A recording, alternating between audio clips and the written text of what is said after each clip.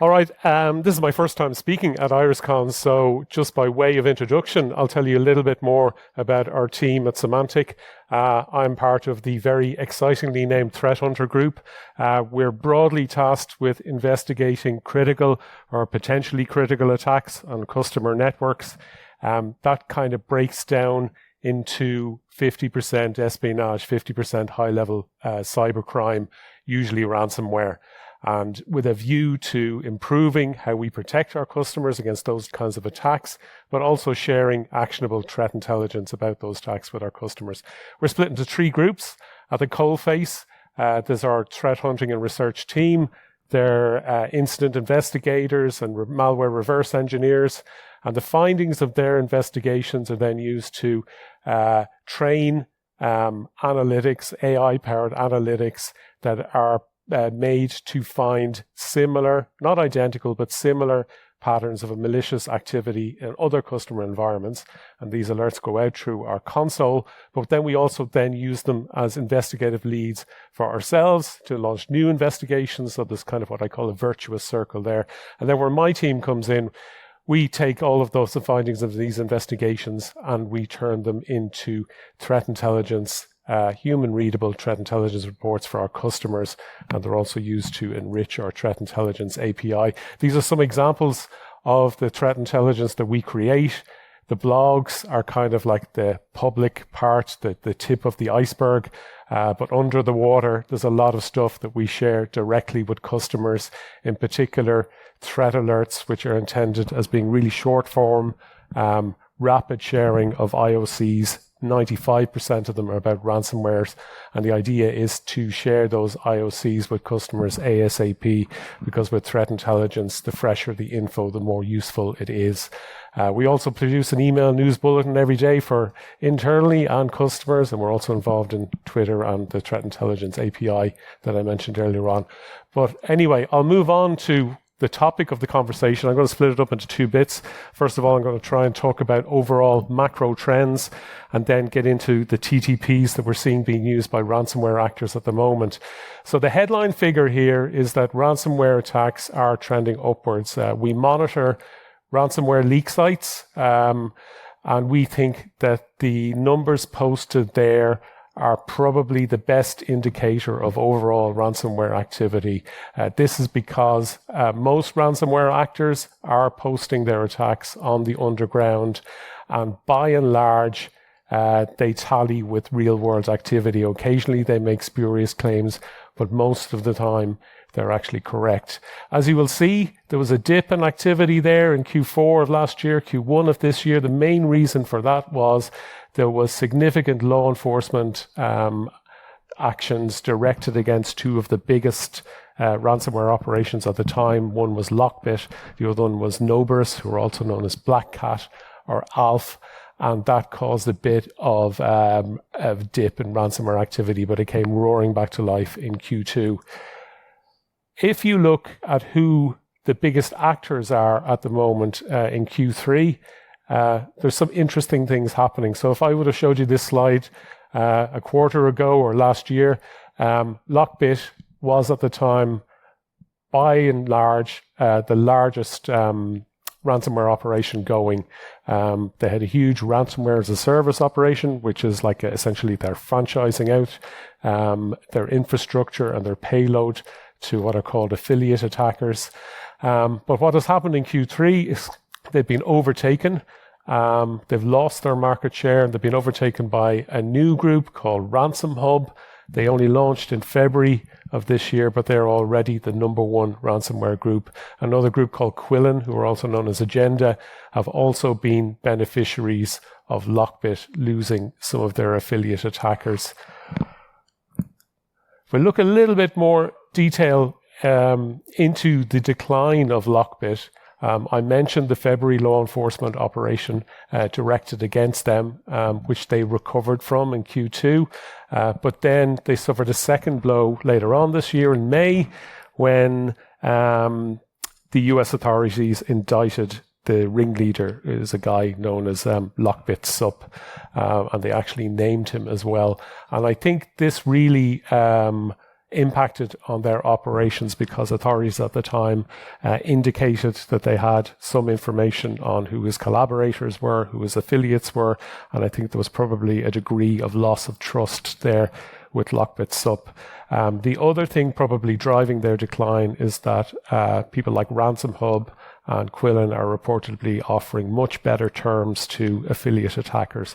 They're offering them a bigger cut of ransom payments, and in Ransom Hub's case, they've reversed the payment mechanism whereby the affiliate attacker gets paid and they pay their cut to Ransom Hub. Usually it's the ransomware operator that gets paid first.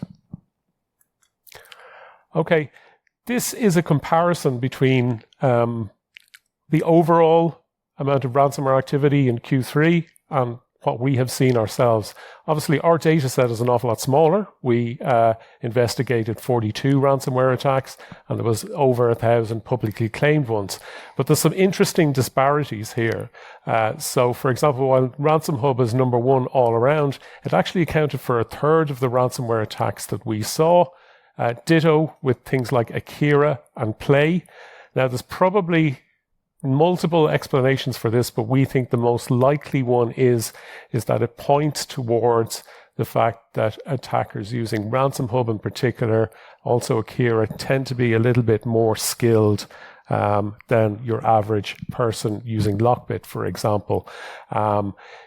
In order for us to identify something as being associated with a ransomware group, or even identified as a ransomware attack, they have to at least attempt to deploy the payload. So people like Ransom Hub and Akira, their attackers are a bit more successful at getting to that point. And it sort of supports reports that the Ransom Hub has been very good at recruiting experienced affiliate operators. Okay, let's get on to vectors. I've broken it up into a few categories, but I think the most important one is vectors. A ransomware attack is a very complex operation. It involves multiple steps, multiple tools, multiple tactics, and blocking a ransomware attack, the earlier you block it on an attack chain, the better. So obviously, if you can block it at vector stage, that's the best outcome whatsoever. You're not even letting them in the door. A lot has been happening in vectors over the past couple of years. So if we go back 3-4 years ago, every ransomware attack we investigated nearly, the vector was some kind of botnet. These botnets were originally developed for the purposes of financial fraud. There were people like Emotet, TrickBot, QuackBot, and what they would primarily do is try and intercept people's online banking sessions, steal credentials, maybe reroute payments. The botnets would grow themselves then by using their network of infected computers to launch spam campaigns and find fresh victims. Obviously, banks are well aware of this, and as they improved their defenses for consumers and introduced more and more mitigations and better security, the botnet operators found an alternative source of revenue. They realized, well, we have thousands of infected computers, and some of them are on organizations that might be interesting to ransomware attackers. So they developed a secondary business model, which then became pretty much their primary business model, which was selling access to their victims, to ransomware attackers, who then exploit that intrusion and carry out a ransomware attack. What has happened beginning in around 2021 up to 2023 is that these big botnets came under sustained pressure from law enforcement. These operations kind of took place with varying degrees of success. QuackBot disappeared overnight. Emotet disappeared, and there was a half-hearted attempt to kind of make a comeback under new ownership, and TrickBot was eventually retired. At about the same time as the botnets were kind of getting serious pressure from law enforcement, something interesting happened.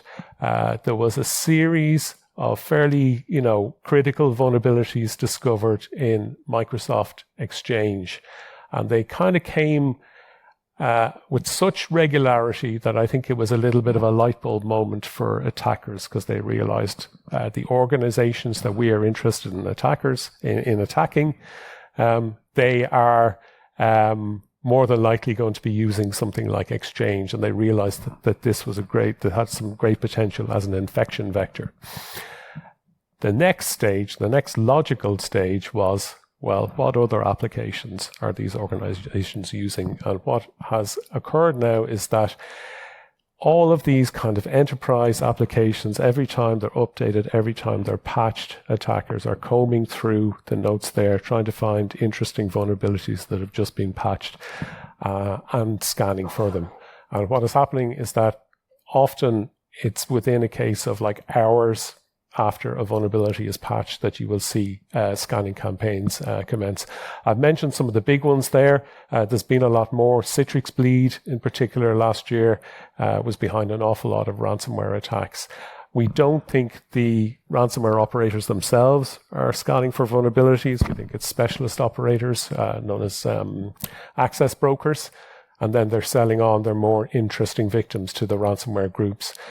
We've also seen somebody innovate, I guess, which is rare enough in ransomware because it's such a successful business model. And this is a group we call Snakefly. They're originally known as developers of the Clop ransomware.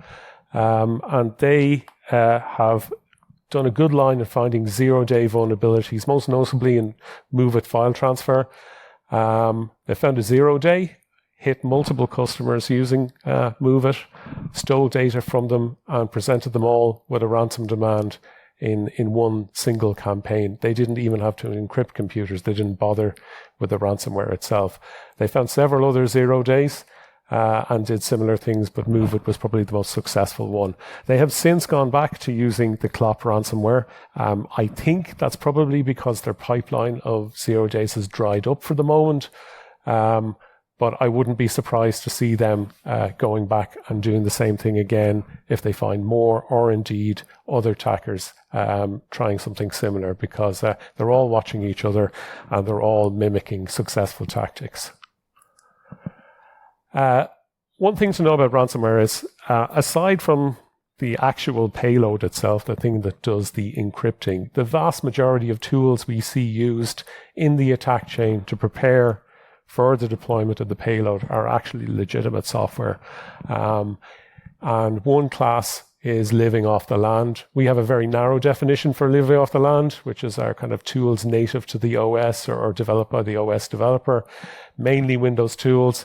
The real definition is like anything that's already on the network, but in practice, we generally see attackers confine themselves to these types of tools.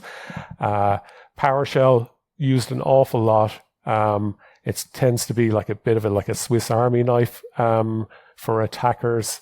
It allows you to create scripts with multiple commands.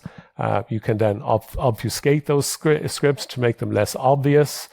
PSExec and WMI are frequently used by ransomware attackers. They both have differing legit use cases, but from a ransomware perspective, we see them mainly being used for lateral movement, and that is executing commands on remote computers. Scheduled tasks, always very handy for a bit of persistence. And we see kind of recently a utility called EssentUtil being leveraged for credential dumping. That is officially, I think, a database management utility, but there is a file called ndts.dit that contains data on Active Directory users, groups, and hashed credentials. And it's hard to get at because it's always being used, so which means it's locked, but you can use EssentUtil to grab a copy of it and then mine it for credentials. VSS admin, we see it being abused an awful lot, usually to try and delete shadow copies like backups. And if that fails, we try and see them use it to alter the storage space used for backups to something minimal, which means you don't have effective backups. Deleting backups makes recovery from a ransomware attack more difficult. Credential theft. is a key component to most ransomware attacks. You need credentials to move laterally, elevate your privileges. The most popular tool for this is Mimikatz. It's been around for, I think, nearly 12 years now. It's been used regularly in attacks for about a decade. It was originally created as a proof of concept tool. The guy who created it noticed that there was a vulnerability in Windows whereby a encrypted copy of a password and the decryption key were both stored in memory, and that it was possible to extract both. Microsoft has still have introduced mitigations against that long ago, but Mimikatz hasn't stood still, and functionality has been progressively added to it, both in terms of credential theft techniques, but also the ability to use stolen credentials against systems. And we've also seen it being baked into penetration testing toolkits like Cobalt Strike, which is used by pen testers, but a whole load of bad guys use it as well. Lasagna, very similar tool, except it has just got even more functionality. It goes after multiple OSs. It goes after web browsers. Both of these tools are very popular with attackers as well because they're open source. So it means you can create your own version of them, which potentially can make them a little bit more difficult to detect. ProcDump is a living off the land tool. But we also see it be used for credential theft. You can use it to create a dump from any particular process and then mine that dump for any credentials that are stored in memory. Another couple of tools we see cropping up frequently in ransomware attacks. One is called Keyscout. It's a kind of commercially developed tool by a company called Oxygen Forensics, and its legit use case is, when you have artifacts and IR investigations, you can use it to analyze those artifacts and pull data out of them, including credentials. So that's why it's interesting to attackers. And then there's a suite of password recovery tools from a company called Nearsoft. They make them for, you name it, all kinds of web browsers, chat clients, email clients, you name it. And generally speaking, we see these being used in bulk. Attackers just dump the whole load of them onto the network and then use them selectively. Impairing defenses is something we see increasingly happen. And that's probably because vendors are getting better at stopping ransomware activity, and attackers kind of think it is judicious to try and stop whatever security solution that the victim is using. There's a number of ways of doing this. There's like a simple living off the land technique, where you just edit the registry to turn off Windows Defender. There are mitigations against this, but we still see them at least trying to do it, so it must be working on some occasions. But the main defense evasion technique involves the use of what's known as the bring your own vulnerable driver. So what happens is that you get a driver from whatever kind of piece of software. It's often security software they use. And because a driver runs in kernel mode, it can be used to kill processes. It is called a vulnerable driver because you shouldn't be able to do this with it.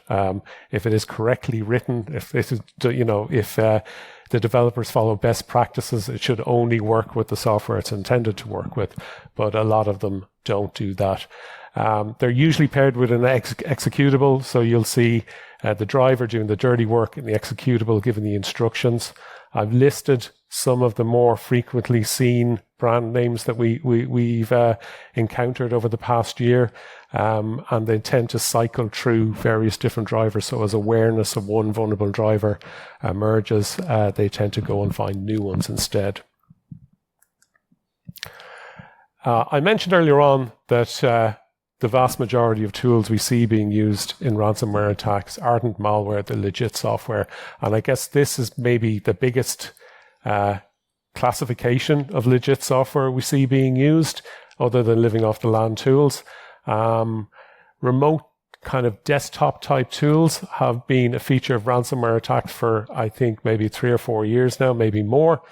They're a legit use case. You know, we all know about them. You can use them for tech support. You can potentially use them if you want to dial into your office computer from working from home. But effectively, they kind of give you a backdoor onto that computer.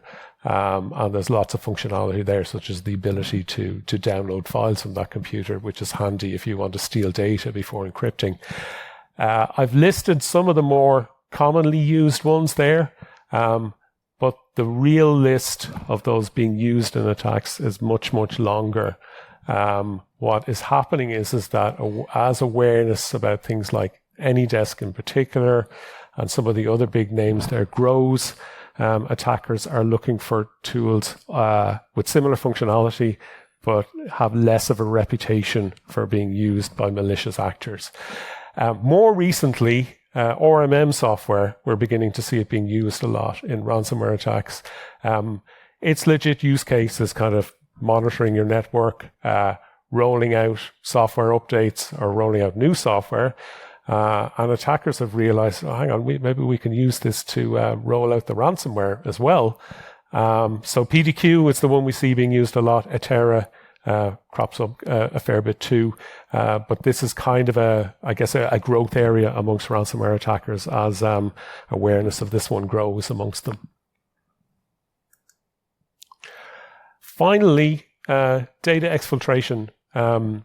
This is, part and parcel of most ransomware attacks now, because they are what's known as double extortion attacks, where you steal data from your victim and use the threat of releasing that data as an additional form of leverage in addition to the encryption.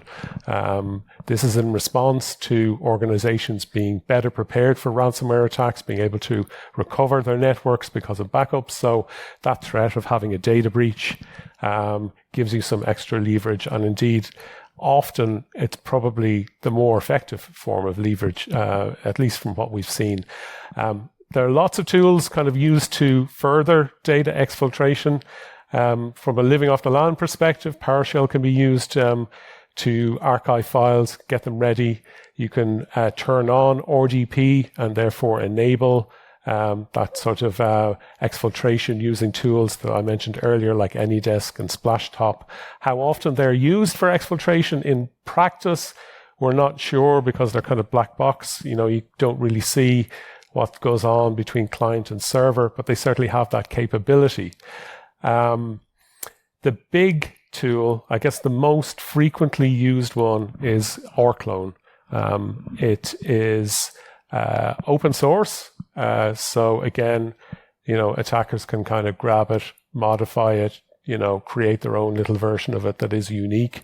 It's very lightweight. It's kind of like a command line utility, and you can be super granular in terms of specifying what you're going to take off the network, which is handy because obviously if you're copying a lot of data off of your victim's network, you want to do it as fast as possible and prioritize the really important stuff. You know, you don't want to be copying somebody's music folder or whatever. The other classes of tools, compression utilities, your average things like WinRAR, 7-zip and all that, they're often loaded up by the attackers onto the network to prepare data for exfiltration. And then FTP tools, we see them being exploited an awful lot. So that is the end of my presentation. Does anybody have any questions? Yes. Pardon? What compensating controls would you recommend? Application control or network monitoring, or where are you seeing success? I could talk a lot about this. I think the most effective strategy is, number one, defense in depth. So product agnostic, don't rely on a single technology. You want to have essentially multiple tripwires, so that if one doesn't get the attackers, another one will. So you're thinking about your perimeter, including email. You're thinking about stuff like AV, but behavioral technologies are increasingly important because, as I said, most of the tools being used by ransomware groups are legit. So you can't do a kind of binary block this type thing. But I do think software audit and software control is very important. I think in particular stuff like these RDP tools I've been speaking about, if you were to find one of them running on their network and it is not part of your organization's toolkit, I would be very, very alarmed. So I would look at locking down what software that can be used by people. And then in terms of, credentials, access, MFA, everything you can.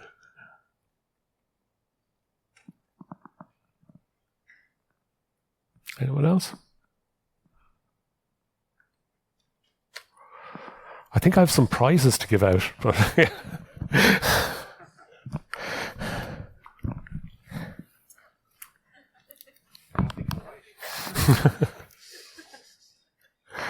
okay, who's got the list? So, go with Tigers first. Tigers. First up, we have Morgan Carson from Wiretap.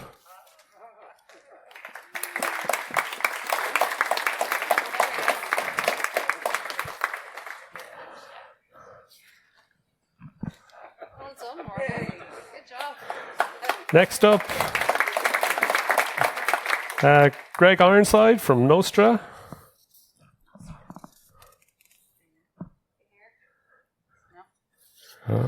You snooze, you lose, Greg. Dylan Hennigan from Kerry. Are you here, Dylan? No? Okay. Any more I have to call out? I'll take the Tiger if you want to go for the Lego. Yeah. Okay. Nuna Bushel from the Central Bank of Ireland.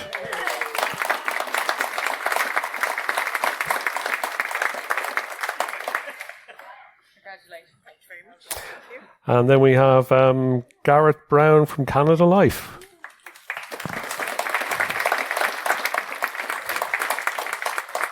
It's like the Late Late Show here. And finally, Liz Quinn from Meath County Council. Are you here, Liz?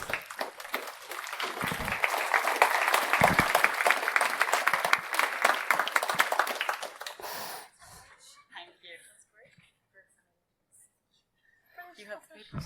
Oh, yeah. Thank you, everyone.